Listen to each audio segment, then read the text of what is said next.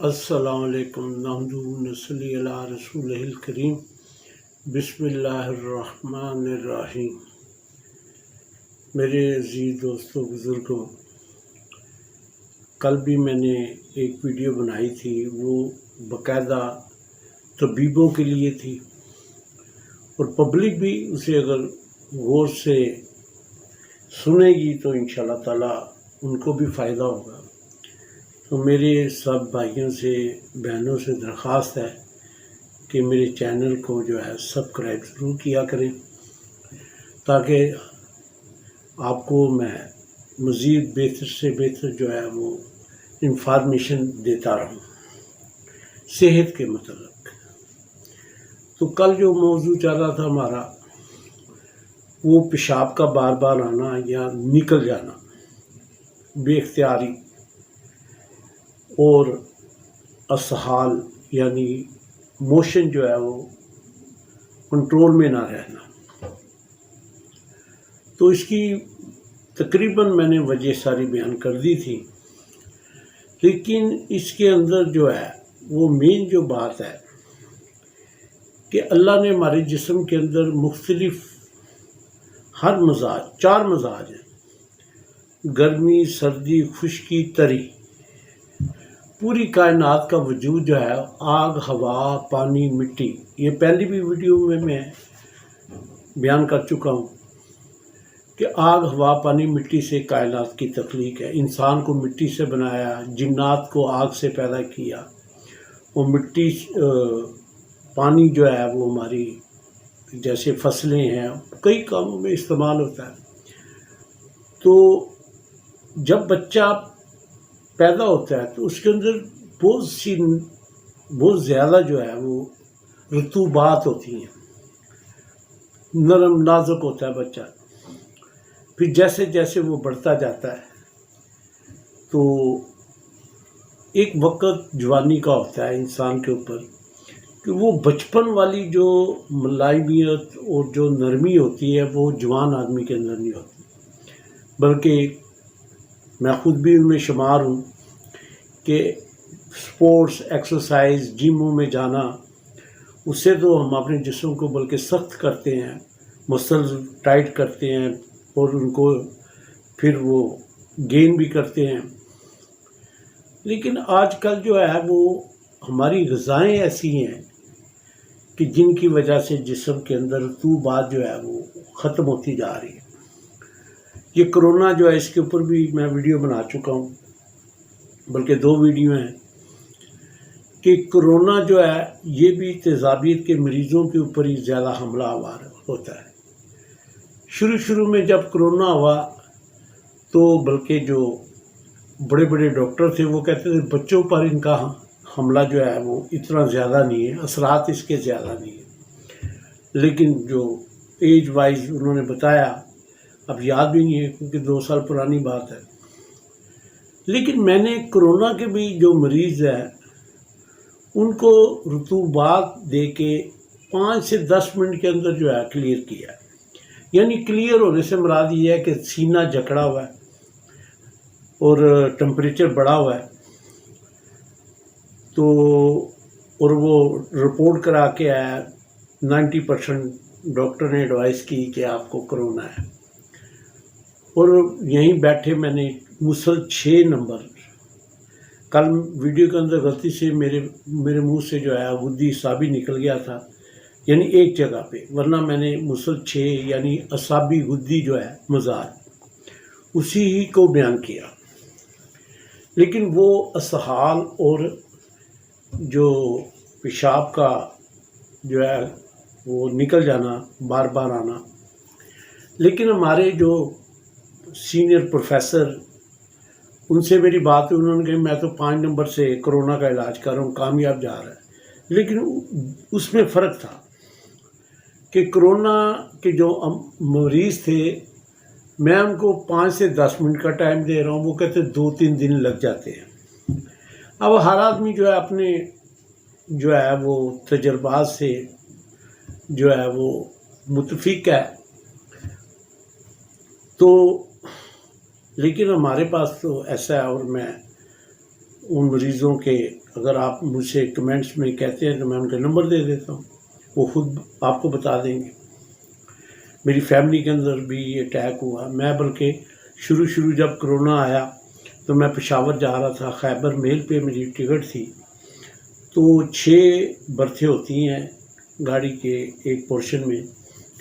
تو وہاں پہ تقریباً 20 افراد یعنی جسٹ ہوئے تھے، پوری ٹرین پیک تھی، یعنی اپنی سیٹ سے اگر اٹھ کے باہر نکلنا چاہے تو نکل نہیں سکتے تھے۔ لاہور سے میں نے وہ پھر پنڈی کوئی جا کے تھوڑی یعنی گیپ وہ رش اترا، پھر اس کے تھوڑا سا آگے جا کے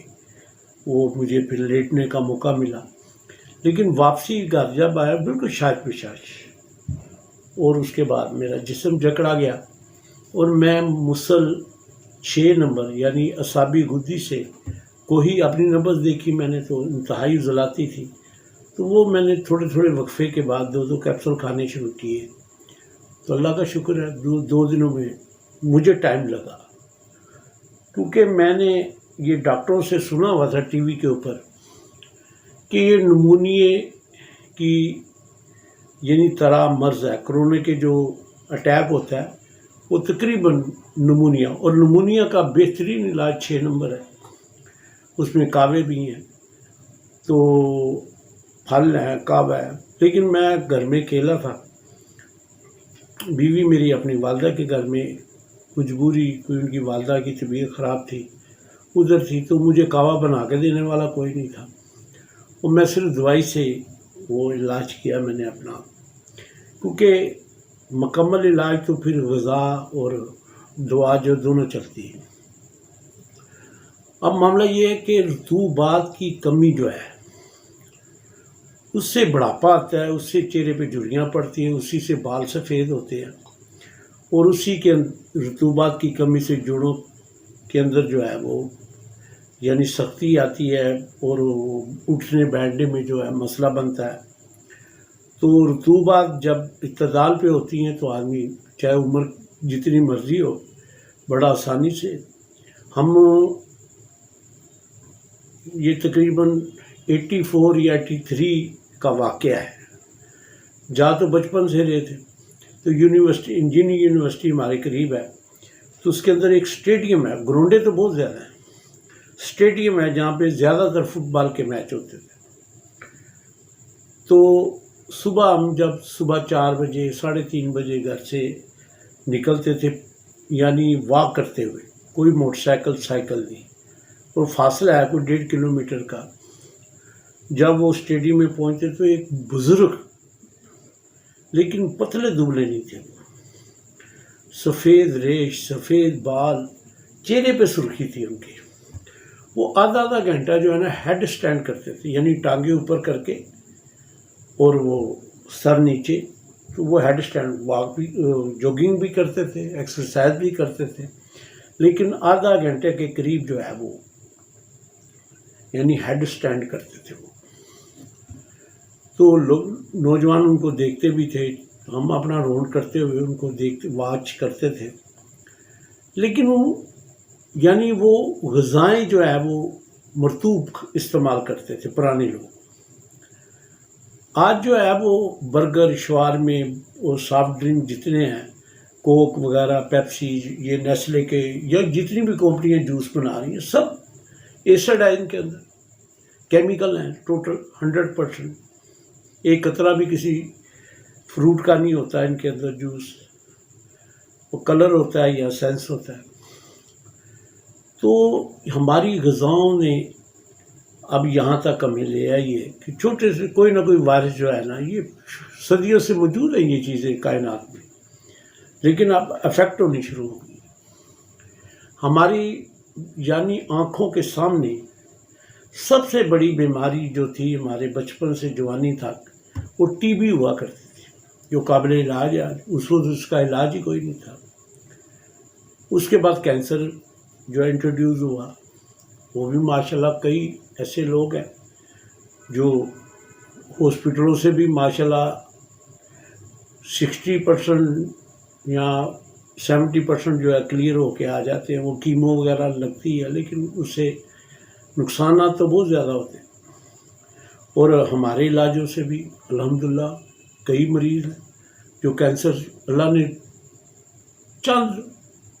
پیسوں سے جو اس کو کلیئر کر دیا. جہاں آپریٹ ہوتا ہے آپریٹنگ بھی نہیں، سرجری کی بھی کوئی ضرورت نہیں ہوتی. سینکڑوں مریض ہیں کہ جن کو بغیر آپریٹ کے، بغیر کسی یعنی لیزر وغیرہ کے، پرہیز اور دعا سے ہی اللہ نے ان کو شفا دی ہے، اور بہترین شفا دی. تو سارا موضوع یہ تھا کہ آج جو ہماری ایکسٹرا ایکٹیویٹی ہیں جسم کے اندر، وہ ساری خشکی یعنی تیزابیت کی وجہ سے، ایسڈ جسے کہتے ہیں انگلش میں، تو انتہائی خشک مزاج ہمارے اندر موجود ہے. اب آج میرے ذہن میں آ رہا تھا کہ آج کل تو پیدائشی بچے جو ہیں وہ پیدائش ہوتی ہے تو ان کو شوگر ہوتی ہے، اور اب میرے پاس آئے بھی ہیں. اب ماں کو بھی شوگر نہیں ہے، باپ کو بھی شوگر نہیں ہے، لیکن اس کی شوگر کی وجہ جو ہے وہ ماں بنتی ہے، چاہے اس کو خود شوگر نہیں ہے. کیونکہ جب پریگنسی ہوتی ہے تو ماں کے جسم سے ہی جو ہے غذا بچے کو جاری ہوتی. اب اس کے اندر ترش چیزیں، ٹھنڈی چیزیں، ہاں جی، اور یعنی برگر وہ کھا رہی ہے شدت سے، اور جو کھٹائی ہے، جیسے پرانی عورتیں جو ہے نا ملتانی مٹی جسے ہم پنجابی میں گاچی کہتے ہیں، وہ تختی لکھی جاتی تھی، اس کے اوپر ہم پھینکتے تھے. اور ہم نے خود اپنی فیملیوں میں دیکھا کہ اس کو چولہے کے اوپر بھون کے جو ہے یہ پریگننٹ جو ہوتی تھی خواتین وہ استعمال کرتی تھی. آج ذرا جدید دور ہے تو اچار، املی یا اس طرح کی چیزیں جو کھٹی ہیں وہ استعمال، بلکہ اب تو یہ انتہا ہوگی کہ آئس کریم جو ہے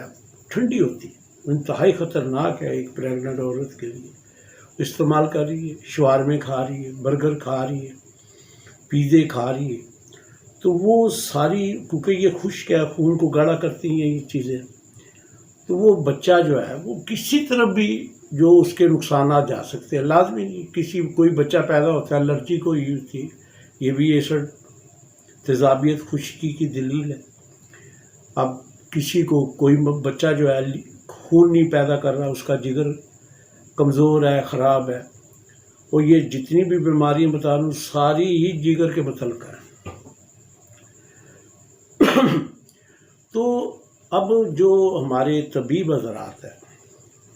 سب سے پہلے جو ہے یہ اللہ کی عطائی چیزیں ہیں. انسان تھوڑی سی کوشش کرتا ہے، جیسے پالش کرتا ہے تو وہ اس کی رونق بڑھ جاتی ہے. پالش کرنے سے زیور ہے، جوتا ہے، یا برتنوں کو جب کلی کرتے ہیں یا صاف کرتے ہیں تو ایک چمک آ جاتی ہے. لیکن عطائی چیزیں ہیں، اللہ ہی جو ہے یہ عطا کرتا ہے سارا کچھ. تو کیونکہ قانون مفرد اعضاء، لا آف سمپل آرگن جو ہے، اس میں سب سے زیادہ جو قانون مفرد اعضاء کے شائقین ہیں، یعنی ان کے اندر ایک طلب ہے لیکن ان کے پاس وہ فن نہیں ہے، کیونکہ وہ عطائی چیز ہے جسے کہتے ہیں نبض شناسی. اب نبض کے بغیر علاج جو ہے وہ تکا ہے. ایک تو علامات کی نبض ہے کہ آپ کا معدہ خراب ہے، معدے کا منہ خراب ہے، آپ کا دایاں گردہ جو ہے اس میں پتھری ہے، بائیں میں یہ ہے پس پڑی ہوئی ہے، آپ کے پتے میں پتھری ہے، ہاں جی، آپ کو بواسیر ہے. یہ ساری تشخیص جو ہے نبض سے. آپ 100 آدمی میرے سامنے، اس کے اندر ایک بواسیر والا بٹھا دیں، میں آپ کو ہاتھ رکھتے بتا دوں کہ یہ پتے کی پتھری جس کا سرجری کے علاوہ علاج کوئی نہیں. سینکڑوں مریض جو ہیں الحمدللہ اللہ نے ان کو صحت دی ہے، ہم نے علاج کیا اس کا. لیکن نبض پہ ہاتھ رکھتے بتا دوں گا کہ آپ کے پتے میں پتھری ہے، جا کے ٹیسٹ کروا لیں، تو الٹرا ساؤنڈ کروا لیں اس کا، اور ایسا ہی ہوتا ہے. دوسرا جو اصل جو نبض ہے وہ مزاج، کہ اس وقت جو مریض آپ کے پاس آیا ہے اس کے اندر مزاج کیا بنا ہوا ہے. اب ہر مزاج کے اندر جو ہے وہ اس کے فائدے بھی ہیں، نقصانات بھی ہیں، ان کی علامات ہیں، تو وہ ریلیٹڈ ہوتی ہیں. کہ مزاج کے مطابق ہی ہم مثال ہے، ہم نے شروع میں مزاج دیکھا ایک مریض کا، مزاج کی نبض دیکھی، وہ دیکھتے بھی پہلے وہی ہیں، تو ہمیں فوری اندازہ ہو جاتا ہے اس کو کیا کیا پرابلم بنی ہوئی، اس کے کون سے آرگن جو ہے وہ ڈسٹرب ہے۔ تو یہ جو فن ہے علم کے ساتھ منسلک ہے۔ یونانی ہمارے جو حکیم ہیں ان کے پاس تو اس کا علم بھی نہیں ہے، فن بھی نہیں ہے۔ یہ تقریباً 96 یا 7 میں 40 دن کے لیے نکلا۔ ہماری کھلاڑیوں کی جو بات ہے کئی دفعہ ذکر کر چکا ہوں، اس میں انضمام الحق، مشتاق احمد، ہاں جی، ثقلین مشتاق، محمد یوسف، یعنی یہ پلیئر جتنے بھی ہیں، باڈی بلڈر ہیں بھائی یا بٹ صاحب ہیں، اس طرح پہلوان جو بولو برادران ہیں، جارا پہلوان کے بھائی، بھتیجے، ان کے بچے، ایک ہی بیٹا جارے کا، 2 بھتیجے ہیں، تو یہ سارے ہماری مل کے جماعت ہر قسم کی گیم کھیلنے والے، اور باڈی بلڈر تو بہت، مسٹر پاکستان تو بہت زیادہ پاکستان میں، تو وہ کیونکہ یہیا بٹ ایک نام ہے پاکستان کے اندر، 3 ٹائم مسٹر ایشیا، اور اس کے بعد بھی وہ ان کے پاس کافی بار مقابلے جیت کے آئے ہوئے، ہم نام نہیں زبان پہ چڑھ رہے۔ تو اب ان کے ساتھ ریلیٹڈ کئی مسٹر ایشیا ہیں، معصوم بٹ صاحب ہیں، ہاں جی، اس طرح ایک ندیم بٹ ہے جو مقابلہ کرنے جا رہا تھا، ہمارے شاد باغ کا ہی ہے، تو یہی بٹ صاحب تو ہمارے بالکل محلے کے ہیں۔ تو اب یہ ہم گئے گجرانوالا، تو میں ان دنوں نبض جو ہے وہ دیکھ کے علامات بتا دیتا تھا، لیکن مجھے علاج کا، نسخوں کا بالکل کوئی علم نہیں تھا۔ وہ سب سے بڑا جو فن تھا وہ اللہ نے مجھے عطا کیا، کوئی بغیر استاد کے، یعنی اس کا علم میں نے پڑھا، پریکٹس کی، تو اللہ نے مجھے کامیابی دے دی۔ تو وہاں پہ ایک باڈی بلڈنگ کلب کا کوچ تھا، کئی کلبوں میں وہ کوچنگ کرتا تھا، سوکھا سا تھا، تو اس کی 2 بہنیں ہمارے محلے میں بیاہی ہوئی ہیں، تو بٹ تھا وہ، تو وہ جب میں نے نبض دبض کوئی آئے، وہ ہمارے ساتھ ایک حکیم صاحب چلتے تھے، تو وہ بڑی MPA وغیرہ سے نبض کے دکھانے کے لیے ان کے پاس آتے تھے، جب جس شہر میں بھی جاتے تھے،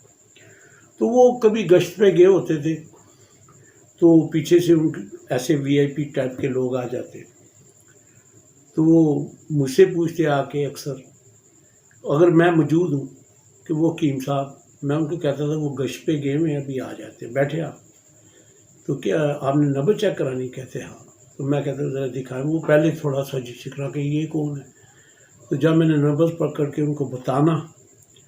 تو وہ کہیں گے آپ کی، میں کہیں گی بس مجھے اتنا ہی آتا ہے۔ تو خیر جو مختصر واقعہ بیان کرنے لگا ہوں میں، کہ ان کے استاد جو تھے وہ دیوبند کے عالم بھی تھے اور حکیم بھی تھے، طبیب تھے وہ، تو وہ ان کا بیٹا جو ہے وہ ہمارا بہت، یعنی ولی کا ساتھی تھا، دوست تھا، تو اس نے ان کے سے کہا کہ بٹ صاحب کو جو ہے نا ابو کے پاس لے جائیں۔ میں جب ان کے پاس کھڑا ہوا تو ایک نوجوان جو ہے وہ حکیم صاحب سے کہہ رہا تھا کہ میری والدہ کے پتے میں پتھری ہے۔ انہوں نے کہا یار کتابوں میں تو بہت زیادہ نسخے ہیں، یہ میں کھڑے ہو کے سن رہا، اور مجھے تو ابھی علاج کا کوئی اتنا نہ پتہ تھا نہ میں کرتا تھا، میں تو اپنی بلکہ کسی کی دوائی لینے کے لیے ان کے پاس گیا۔ تو انہوں نے کہا کہ لیکن کسی کا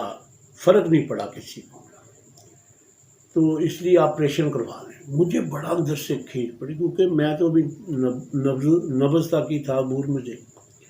کہ یار ایسی کون سی مرض ہے جس کا علاج نہیں ہے۔ تو اس نے کہا کہ آپ دوائی، لڑکا اس بات پہ کہ کوئی بات نہیں، فرق پڑے نہ پڑے آپ دوائی بنا دیں، یہ ہماری زندگی میں تو ایسا مریض نہیں آیا۔ تو انہوں نے بڑا سستا اچھا وقت تھا، انہوں نے وہ سال لڑکا بیٹھا تھا کہ وہ فلانے نسخہ دیکھو کتنے کا بنے گا، اس نے 750 روپیہ بنایا، وہ لڑکے نے اسی وقت نکال کے 750 روپیہ دے دیا۔ اتنے میں جو ان کے اسسٹنٹ تھے وہ ماسٹر صاحب تھے، یعنی گورنمنٹ اسکول کے ٹیچر تھے، اور وہ ان کے جانشین تھے۔ تو ان کا بیٹا جو حکیم صاحب تھے اصل، انہوں نے کہا ماسٹر صاحب یہ ہمارے بٹ صاحب ہیں باڈی بلڈر اور جوڈو کراٹے کے، تعارف کرایا میرا، تو یہ نبض دے کے بتا دیتے ہیں۔ کہتے اچھا، ہر آدمی جو ہے اس کو اپنے فن پہ کہ مجھ سے بڑا کوئی نہیں ہے۔ اب میں نے جیسے نبض پکڑی، میں نے جو اس موجودہ ان کے حالات تھے میں نے ان کو بتا دیے، تو ایک کہکا لگایا انہوں نے، ماسٹر صاحب نے کہا کہ یہ آپ نے کہاں سے سیکھا ہے؟ یہ کہاں پہ؟ ہم نے تو اتنی ہمارے پاس جو ہے وہ یعنی پرانی وہ کتابیں ہیں حکمت کی۔ میں نے کہا یہ ہر کتابوں میں موجود ہے، ہم نے وہیں سے پڑھا، لیکن آپ نسخوں کو زیادہ ترجیح دیتے ہیں، ہم نے تشخیص پہ دی، اس کو زیادہ پڑھا۔ یعنی کہ اچھا، تو انہوں نے اس کی تصدیق کی کہ یہ انہوں نے تو بالکل صحیح بتایا پہلے۔ پھر کہا کہ یہ آپ نے کہاں سے؟ میں نے کہا کتابوں میں لکھا ہوا ہے جو آپ کے پاس پڑھی ہوئی ہے، لیکن اس طرف آپ کا توجہ نہیں ہے۔ تو ہمارے جو یونانی حکیم ہے، ہم نے یعنی خود دیکھا آنکھوں سے، ہر ایک کو تو ہمارا پتہ ہی نہیں ہوتا تھا کہ ہم حکمت کو جانتے ہیں۔ تو وہ نبض دے کے ایک دو انہوں نے فکرے رچے۔ آپ کے مثانے میں گرمی ہے، آپ کی ہڈیاں گل گل کے پیشاب کے راستے خارج ہو رہی ہیں، ہاں جی، بس وہ ایک سیکس بیس پہ جو ہے وہ پیسے کمانا، بلیک میل کرنا۔ اب کسی بھی یونانی حکیم جتنے ہیں یہ جو بیٹھے ہوئے ہیں، آپ نبض دکھائیں، 2 دن باتیں کریں گے آپ کہ آپ کے مثانے میں گرمی ہے۔ اب مثانہ کوئی جسم سے باہر، ہمارے بزرگ ایک مثال دیتے ہیں، پانی کا تالاب ہے یا سوئمنگ پول لے لیں یا ایک ڈرم لے لیں، تو آپ ڈبہ جب لے کے پانی کا نکالتے ہیں تو وہ وہاں پہ کھڈا نہیں پڑتا، بلکہ پورے پانی کا لیول جو ہے ایک نیچے چلا جاتا ہے۔ ایسا نہیں ہوتا کہ جہاں سے آپ نے ڈبہ پانی کا نکالا اور وہاں پہ وہ کھڈا پڑ گیا۔ اسی طرح اگر مثانے میں گرمی ہے تو پورے جسم میں گرمی ہے۔ مثانہ کوئی لہذا دھوپ میں رکھا ہوا ہے یا کوئی تندور کے اندر رکھا ہوا ہے، وہ جسم کے اندر ہی ہے نا جی۔ کیسے ہو سکتا ہے کہ مثانے میں، مثانہ ہے کیا؟ ایک برتن ہے پیشاب کا، اس کا اتنا ہی کام ہے کہ گردوں سے خون جب فلٹر ہو کے نکلتا ہے تو اس کے اندر جو فضلات ہیں وہ قطرہ قطرہ کر کے، یعنی جو فضلات خون سے وہ فلٹر کرتا ہے وہ مثانے میں جمع ہوتے رہتے ہیں۔ جب بھر جاتا ہے آپ کو اس کا تقاضا ہو جاتا ہے تو پھر آپ اس کو خارج کر دیتے ہیں۔ اور مثانہ کیا ہے؟ کسی ڈاکٹر کوئی حکیم اس کی اس سے زیادہ کوئی بیان کر کے بتائے۔ چیلنج ہے اس بات کا کہ مثانہ کیا ہے۔ مثانہ ایک برتن ہے پیشاب کا، جو گردوں سے جو فضلات خون سے فلٹر ہوتے ہیں اس میں جمع ہوتے رہتے ہیں۔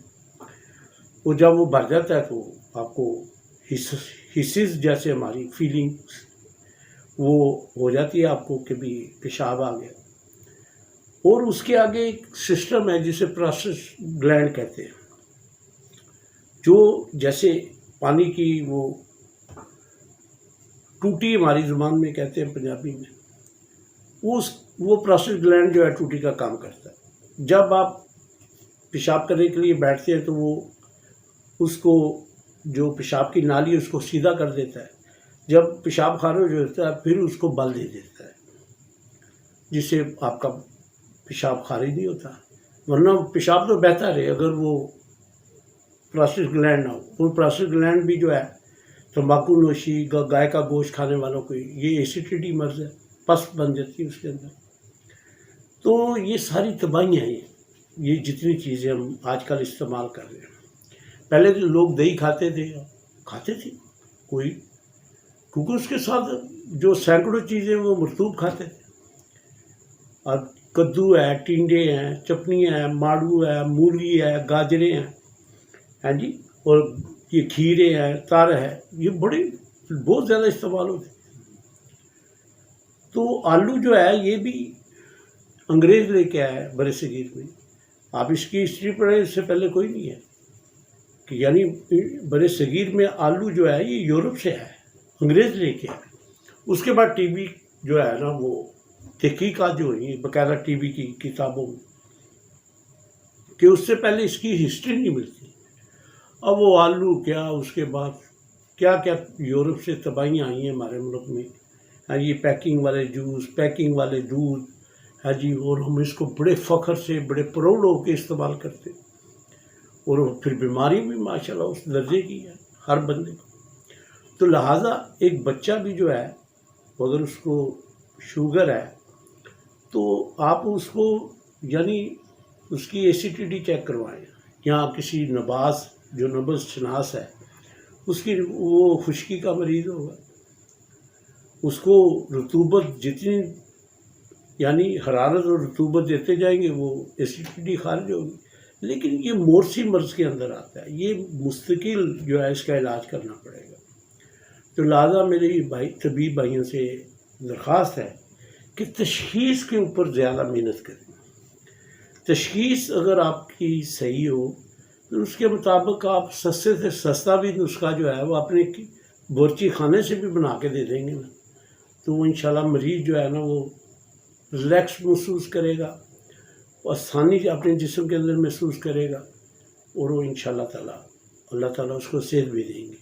تو تشخیص جو ہے وہ اس کو زیادہ، اس کے بعد علاج آسان ہے. جب آپ تشخیص اچھی کر لیں گے، صحیح کر لیں گے، اچھی سے مراد صحیح کر لیں گے، تو پھر علاج میں کوئی رکاوٹ نہیں ہے. اور اللہ سے دعا کر، شفا اللہ نے دینی ہے. 100% تشخیص ہو، 100% دوائی ہو، لیکن اللہ کو شامل نہیں کریں گے، یعنی اللہ کے اوپر نہیں پھینکیں گے، اپنے اوپر اگر رکھیں گے کہ میرے علاج سے